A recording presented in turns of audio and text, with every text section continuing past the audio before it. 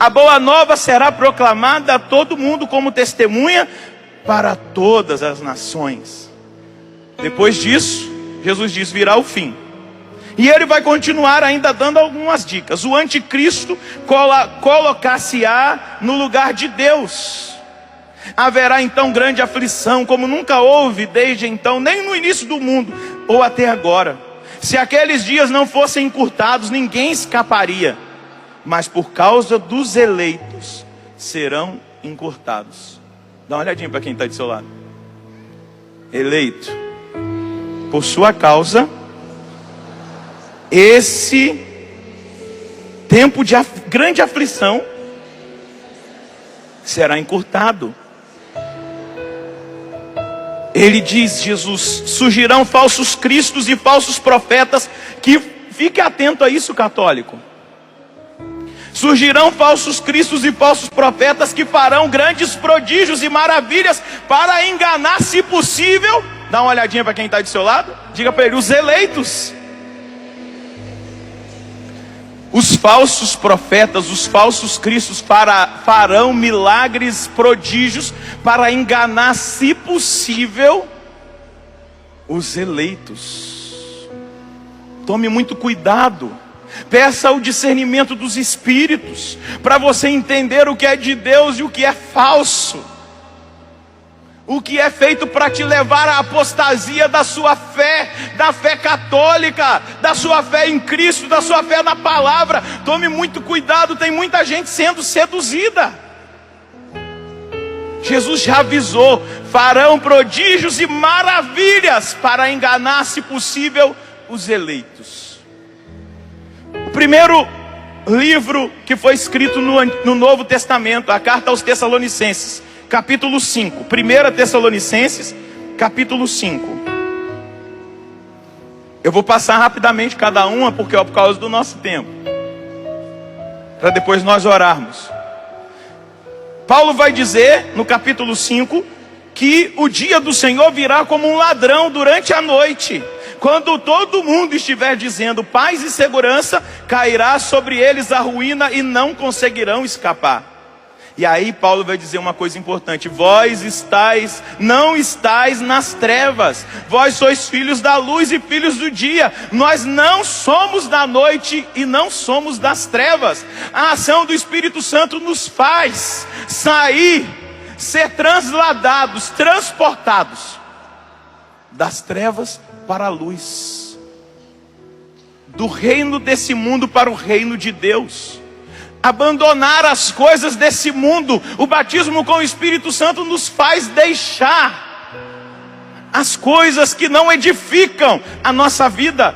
E aí eu poderia elencar programas de TV, novelas, eu poderia elencar filmes, alguns acessos a coisas de internet, eu poderia elencar livros, músicas que não edificam, que não nos levam para Deus, que pelo contrário provocam, despertam. Eu podia elencar locais, festas que são feitas, que não agradam o coração de Deus, conversas, pensamentos. E aí você pode se perguntar o que é das trevas, o que é da luz. Peça ao Espírito Santo que Ele traga avivamento ao dom do conselho.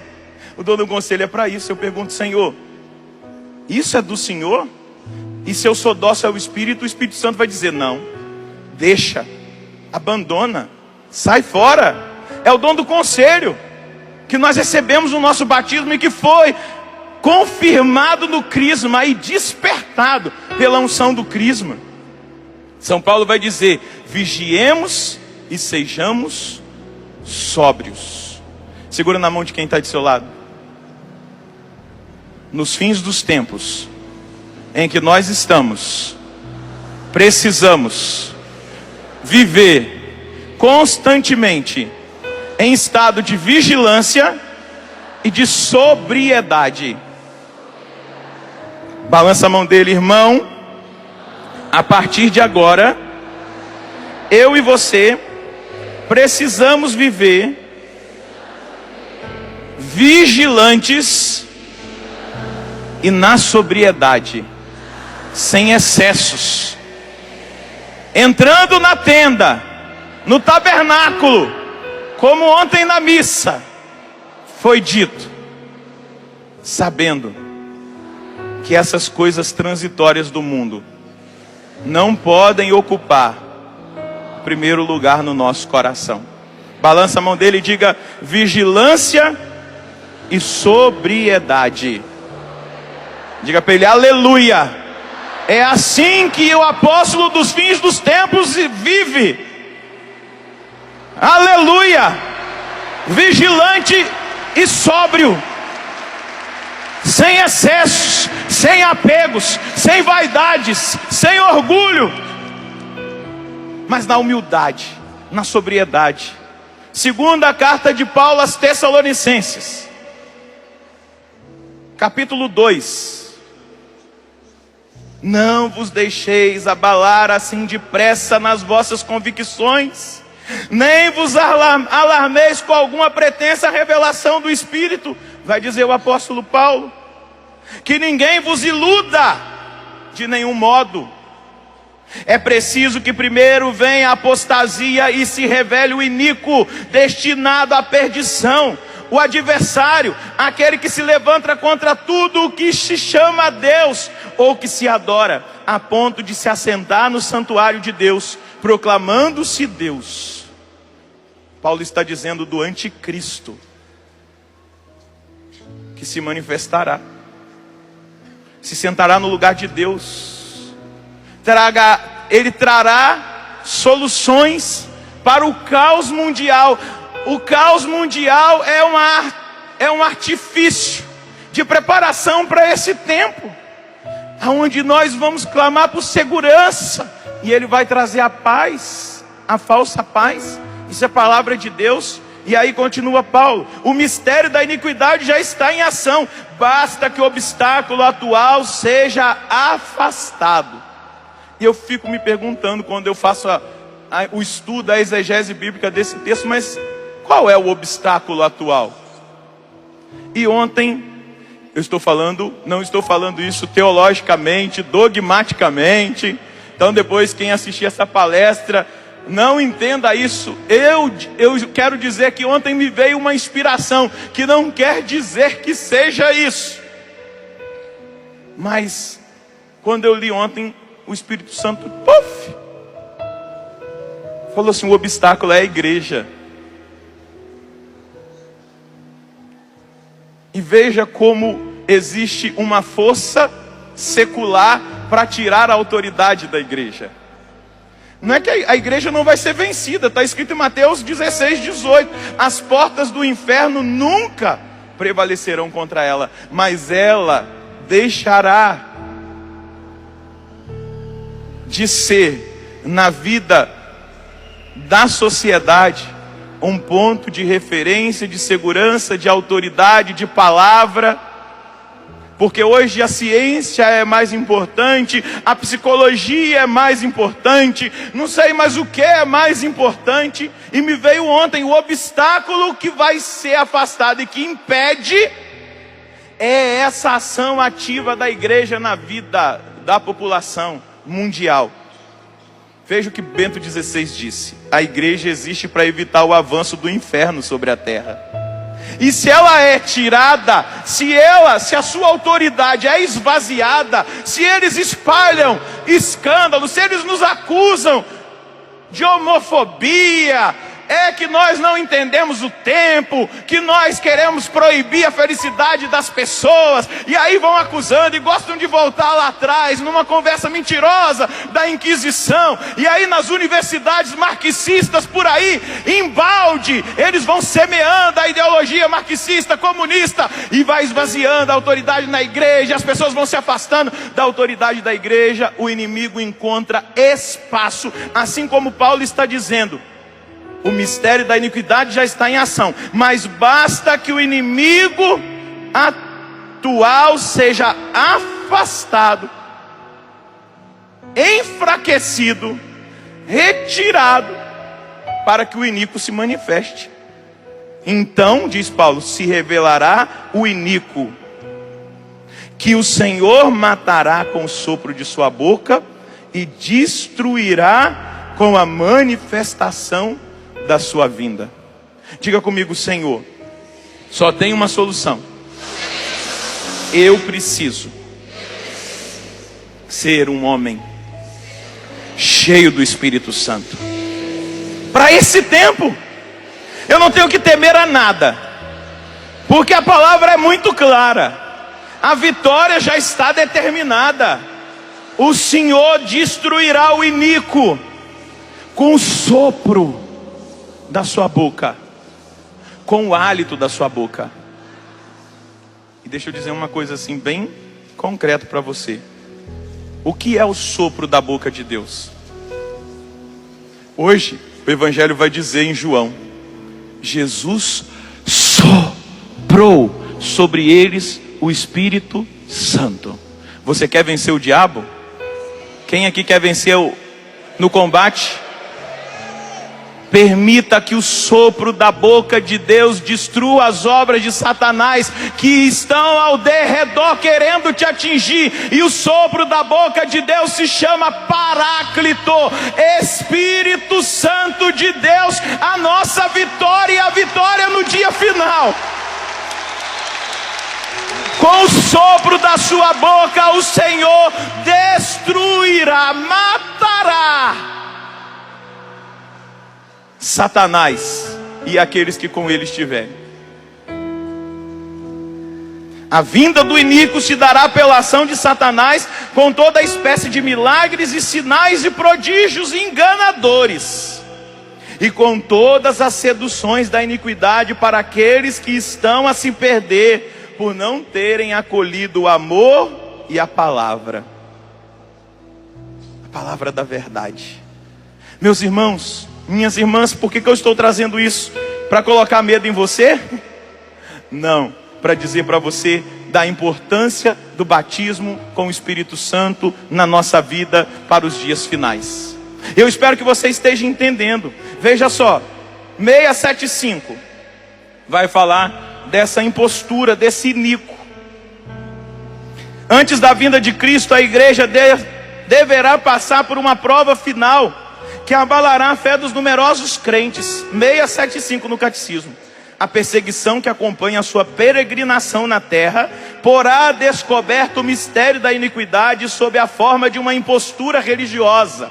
Você percebeu que o catecismo está dizendo que a igreja não estará na sua glória?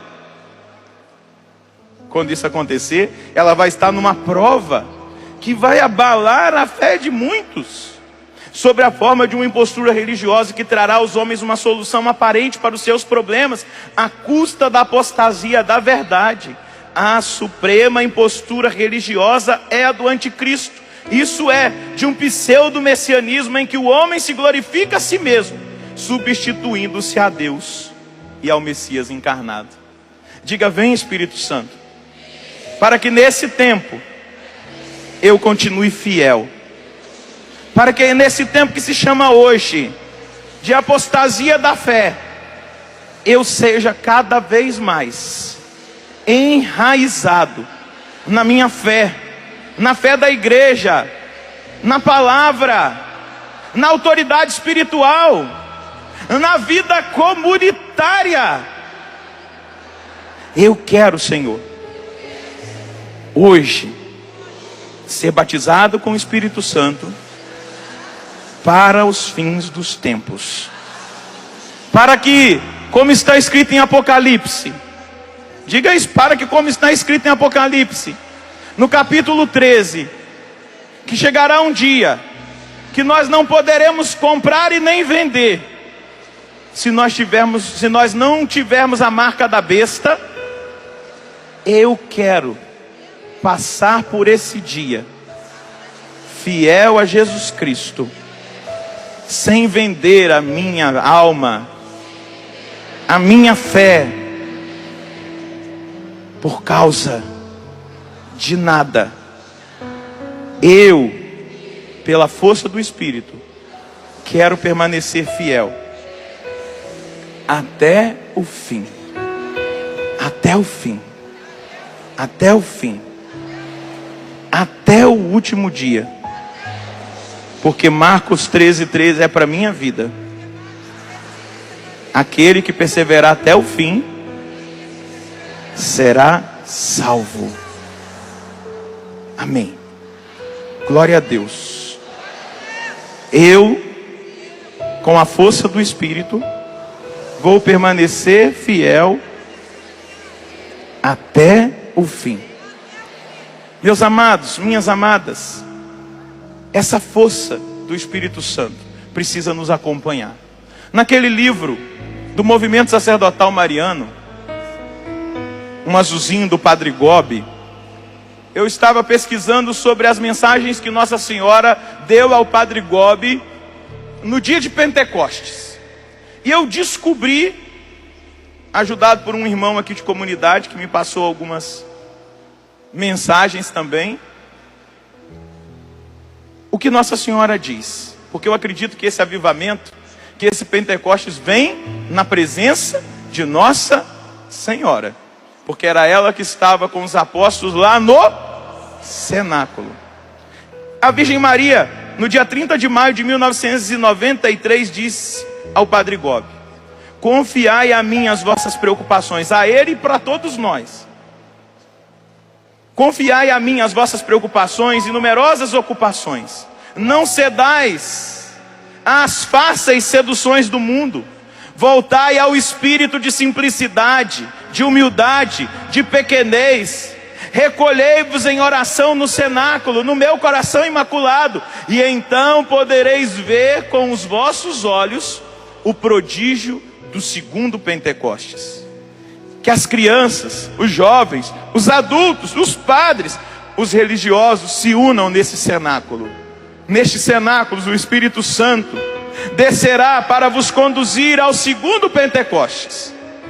E no dia 26 de maio de 1996, Nossa Senhora diz ao Padre Gobi e a nós: o segundo Pentecostes virá para levar novamente esta humanidade que voltou a ser pagã e que vive sob um poderoso influxo do maligno, a sua plena comunhão de vida com o Senhor que a criou, redimiu e salvou.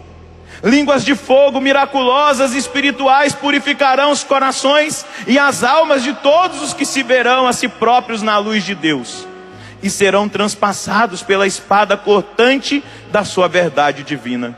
Continua Nossa Senhora: o segundo Pentecostes virá para conduzir toda a igreja ao vértice do seu maior esplendor, a santidade. O espírito de sabedoria conduzirá a igreja à perfeita fidelidade ao Evangelho. O espírito de conselho vai assistir à igreja, e entenda a igreja como você que é membro dessa igreja. O espírito de conselho assistirá à igreja e vai confortá-la em todas as suas tribulações. O espírito de fortaleza vai levantar e dar o testemunho cotidiano e heróico de Jesus Cristo. Vai levantar a igreja e o seu povo para testemunhar Jesus Cristo. O segundo Pentecostes descerá aos corações para transformar e tornar sensíveis e abertos ao amor, humildes e misericordiosos, livres de todo egoísmo e de toda maldade. O segundo Pentecostes queimará com fogo do seu amor divino os pecados que obscurecem a beleza das nossas almas. Derramará sobre a terra o dom da sua divina santidade. O segundo Pentecostes, diz Nossa Senhora, descerá sobre todas as nações que estão tão divididas pelo egoísmo e por interesses particulares, por antagonismos que as põem frequentemente umas contra as outras. Foi assim que se difundiram por toda a parte as guerras e as lutas fratricidas que fizeram derramar tanto sangue nos vossos caminhos. Então as nações passarão a fazer parte de uma só e grande família reunida e abençoada pela presença do Senhor. Quando eu escrevi o livro A Profecia do Avivamento, eu conheci essa mensagem ontem. E é exatamente aquilo que Deus revelou quando eu escrevi aquele livro A Profecia do Avivamento. Um segundo Pentecostes. Lá eu dei o nome de segunda onda. Nossa Senhora está dizendo de um segundo Pentecostes, que nos levará a essa fortaleza, a esse fortalecimento espiritual, para nós vivermos Marcos 13, 13. Aquele que perseverar até o fim será salvo. Pergunta para quem está do seu lado: Como você quer viver daqui para frente? Pergunto para quem está do outro lado: como você quer viver daqui para frente? Se é conduzido pelo Espírito Santo, diga para ele: se é conduzido pelo Espírito Santo, por essa força de avivamento, por esse Pentecostes, você precisa pedir a Jesus todos os dias: batiza-me, Senhor, com o fogo do teu Espírito Santo. Aviva os seus dons. Pode me dar os carismas, porque eu quero ser instrumento usado pelo Senhor. Quantos aqui querem fazer essa experiência? Fiquem de pé. Você em casa, que vai acompanhar essa pregação, também pode orar conosco. Eu trouxe aqui, para motivar a nossa oração, o tratado da verdadeira devoção à Santíssima Virgem Maria, de São Luís. Pode aplaudir o tratado, a consagração, que é um instrumento para esses fins dos tempos. São Luís vai dizer sobre os apóstolos dos últimos tempos. E ele fala que os apóstolos dos últimos tempos serão conduzidos pela Virgem Maria a Jesus. Número 58. Serão verdadeiros apóstolos dos últimos tempos, e o Senhor das virtudes lhes dará palavra e força para fazer maravilhas e alcançar vitórias gloriosas sobre os seus inimigos. Dormirão sem ouro e nem prata, e o que é melhor, sem preocupações. E no entanto possuirão asas prateadas da pomba, para voar com a pura intenção da glória de Deus e da salvação das almas, aonde o chamar o Espírito Santo, deixando após si nos lugares em que pregarem o ouro da caridade, que é o cumprimento da lei, a fidelidade a Jesus Cristo. Os apóstolos do Espírito Santo, os apóstolos dos últimos dias, sabemos enfim que serão verdadeiros discípulos de Jesus Cristo, andando nas pegadas da sua pobreza e humildade, do desprezo do mundo e da caridade, ensinando o caminho estreito de Deus na pura verdade, conforme o santo evangelho, e não pelas máximas do mundo, sem se preocupar nem fazer acepção de pessoa alguma, sem poupar, escutar ou temer nenhum mortal, por poderoso que seja. Escuta isso, apóstolo dos últimos dias: terão na boca a espada de 2 gumes da palavra de Deus. Em seus ombros ostentarão o estandarte ensanguentado da cruz. Na mão direita o crucifixo, na esquerda o rosário, no coração os nomes sagrados de Jesus e de Maria. E toda a sua conduta, e em toda a sua conduta, a modéstia e a mortificação de Jesus Cristo. Eu pergunto para você: você deseja isso? Os que desejam, podem dizer para Jesus aí que desejam fazer essa experiência. Com a sua voz, ergue os seus braços, feche os seus olhos. Ergue aí, apóstolo dos últimos dias. Ergue bem alto os seus braços e se abandone nas asas do Espírito nessa hora, meu amado. Se sinta livre nesse momento para orar. Se sinta livre para experimentar agora o Espírito Santo. E eu quero convidar o Espírito Santo a nos visitar nessa hora. Espírito Santo, eu quero experimentar essa visitação nessa hora. Eu quero ser visitado pela sua presença. Eu quero ser alcançado pelo seu poder. Eu quero ser totalmente impactado pela manifestação da sua glória. E eu quero convidar você a orar com voz forte, com entusiasmo. Buscar dentro de você uma força sobrenatural que te leve a orar agora como um carismático, com identidade carismática, filho da Virgem Maria, que a ela pede a intercessão por esse Pentecostes. Nós pedimos agora: Senhor Deus, manifesta no nosso meio o seu poder, manifesta no nosso meio a força de Pentecostes, que seja atualizada em nós agora a promessa do Pai, batizar com o Espírito Santo e com fogo. Que a promessa do Pai, Jesus, aconteça agora no meio de nós. Vem sobre nós agora, Jesus, e nos batiza com o Espírito Santo mais uma vez. Nos prepara para viver como apóstolos dos últimos dias. Nos prepara para nós vivermos com essa espada de 2 gumes na boca, com a cruz nos ombros ensanguentada, com o rosário numa mão e a cruz na outra mão, os sagrados nomes de Jesus e de Maria no nosso coração e na nossa boca. Vem, Espírito Santo. Eu sei que o avivamento que tens para a Igreja Católica e para o mundo e para o Brasil é pela poderosa intercessão da Virgem Maria.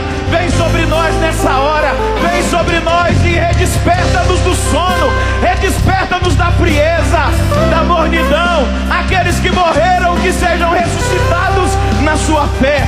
Vem, Espírito Santo, arrancar-nos do medo, arrancar-nos da indiferença, arrancar-nos da mentira, da angústia. Vem, Espírito Santo, arrancar-nos da depressão. Manifesta, Senhor, quebra tudo aquilo que é pedra no nosso coração, que é gelo no nosso coração. E eu quero convidar você de mãos erguidas a fazer agora a sua adesão ao Espírito Santo. Eu quero te receber, Espírito Santo, na minha alma, no meu coração, como esposo da minha alma. E eu quero prometer ao Senhor fidelidade. Vá fazendo agora a sua aliança de amor, a sua unidade esponsal, o seu casamento espiritual com o Espírito Santo. Eu quero ser prisioneiro, Espírito Santo, do Senhor, como o apóstolo Paulo foi. Eu quero ser prisioneiro nessa hora por ti, Espírito Santo. Quero ter o Senhor na minha vida, Espírito Santo.